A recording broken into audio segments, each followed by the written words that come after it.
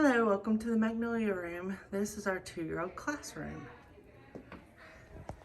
Here are our teachers, Anna, Tom, and Jason. Here is our I noticed statement.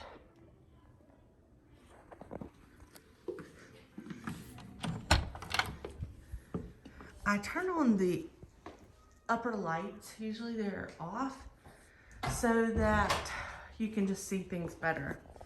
In this classroom, it is a 2-year-old classroom, but most children have turned 3 right now, which means if we go through the Itters and Eckers assessment environmental rating scale, which we are not right now, but we are closely prepared for, that we meet the standards that are required for basically a preschool classroom. And because the majority of the children are 3, they now fall into this category. So this is a 2-year-old, 3-year-old classroom, and this is their eating area. Right here, it is a small art area. Right now, because of COVID, we have individual pencil boxes that they can get out crayons, and they have their name, and they can get those items out that just they use. She also changes out if it's chalk or stamps or do-a-dot markers, or even trying out some colored pencils. This class is into eggs right now, so they just started incubating some eggs, so we're excited about this. So this class loves to talk about eggs. They've been studying eggs for about two or 3 weeks, and they are loving it. Their cubbies are down there so that parents can walk in, and each child has their picture up here and down here, their individual bags. Also, if you'll notice, they each have their own rain suit, so we get to go outside and play in the rain and mud even when it's raining. So she wanted a soft, cozy area to be a place that they can say goodbye, hello and goodbye to families. And sometimes that's really hard at this age. And so we have a rocking chair and couch and stuffed animals to snuggle down into with our teacher if we're having a hard time. We see that a lot. It's also our book area. Usually they advise not to have your book area in a busy area, but due to COVID, this was the choice for right now.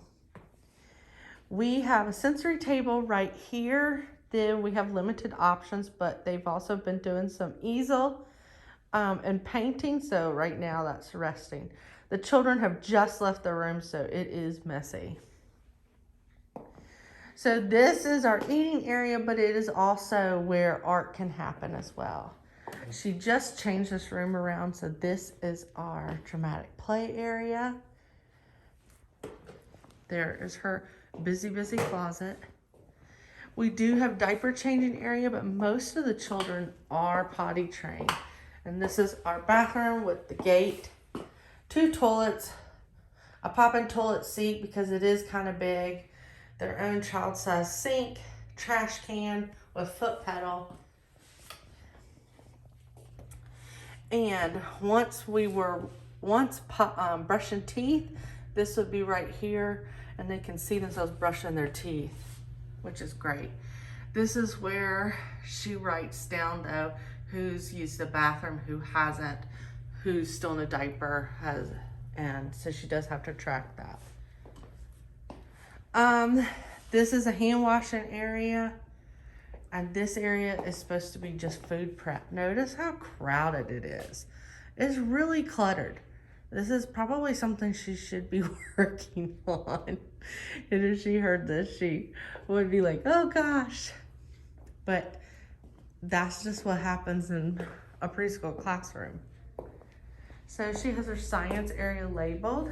Here's her music basket. And look what's in the science area. Comet and Rocket. These are the 2 guinea pigs that are guest stars this year. The children love them. It's a lot to keep up with, but animals really do add an amazing presence to the room.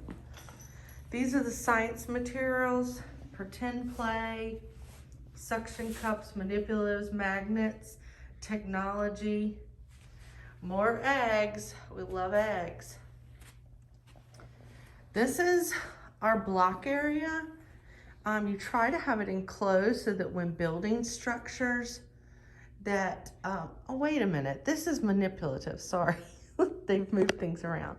This is the manipulative area, so you can build and construct things and still kind of have it so that it is staying safe. She also has some things on her window, which I prefer not be quite so busy, but this class has a lot of motor needs. And so she was using some of her suction cup balls to be like, they could, if they're gonna throw balls, they were gonna have targets, and she made shapes. She just added a gross motor area because this classroom has a lot of physical needs. And when it was cold and rainy, we couldn't get outside. So she added this. It's a piece that comes from Pickler, and look that up. And it's climbing, and she has foam pieces that we put under here along with another rug to keep it safe and space all around it. She can switch this out with a trampoline. Here is our block area. I'll just go ahead and say I don't think it's big enough. She'll probably have to expand it if we did go through the ratings, but for right now it's fine. She has art hanging up all over the room. She has children's pictures, their birthdays, pictures of when they've been doing some of the activities so they can see their work. Families, so a child sleeps over here and he's near his mom's picture that he can take on and off the wall. Block houses, trains, animals, her unit blocks. And here is her daily schedule that goes down this way.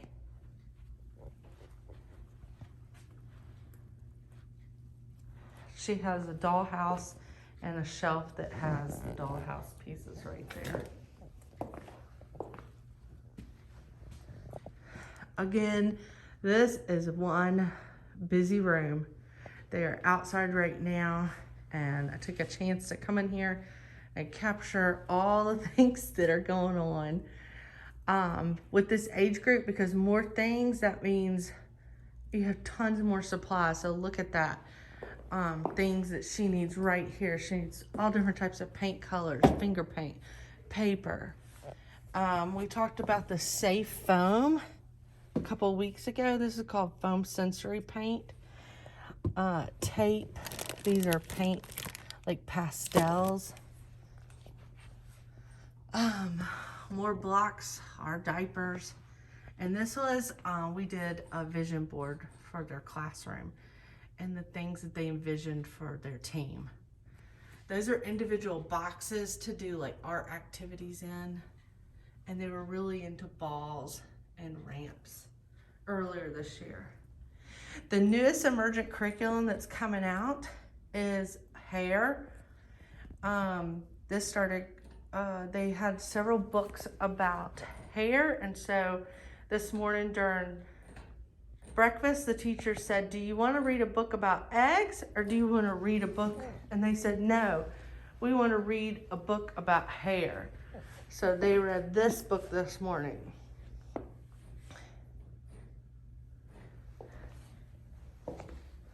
So this is our 2-year-old, but really 3-year-old classroom.